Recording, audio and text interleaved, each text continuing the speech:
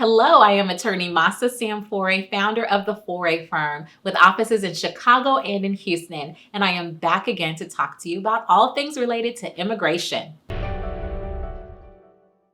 So today's question is, can you please explain the English language requirements?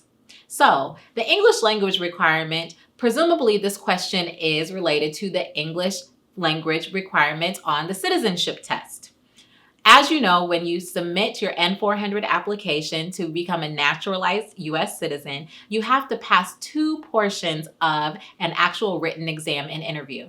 You have to pass the civics exam, which is testing on U.S. government and history. And then you also have to demonstrate basic proficiency in English. You have to demonstrate that you can read and you can write and you can speak English. You're going to have to demonstrate this at an interview with an actual immigration officer. And so testing is practicing for the test is going to be very, very important.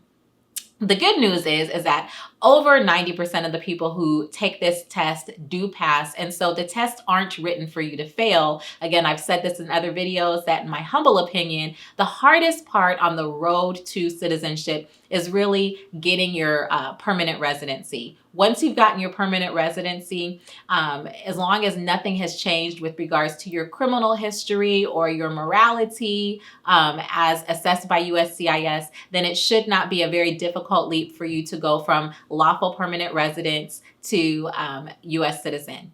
In any event, with regards to the English test, just know that especially after December of 2020, with changes made to the English and civics exam under this administration, it's going to be important for you to look at USCIS's websites and many of the other updated practice forms and practice tests that are available, because there have been changes under this administration to both portions of the exam.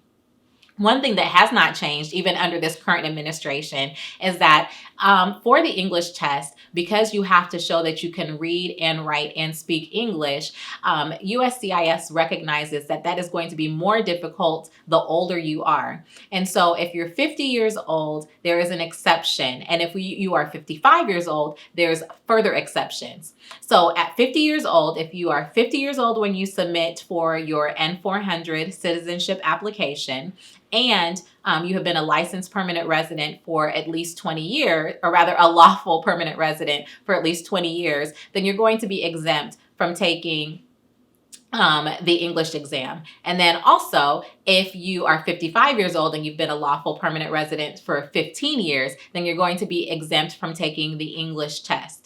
In addition to that, you won't have to take the civics exam in English. You can take the civics exam in your own language. And so the older you are when you submit your N-400 application, there are going to be some exceptions to the rule. Otherwise, just know that civics and English do continue to be a requirement for the citizenship and naturalization application. And if you've reached this stage in the process, you're almost there. So just study hard, and we wish you all the best as you go forward in life. We hope that this has been helpful.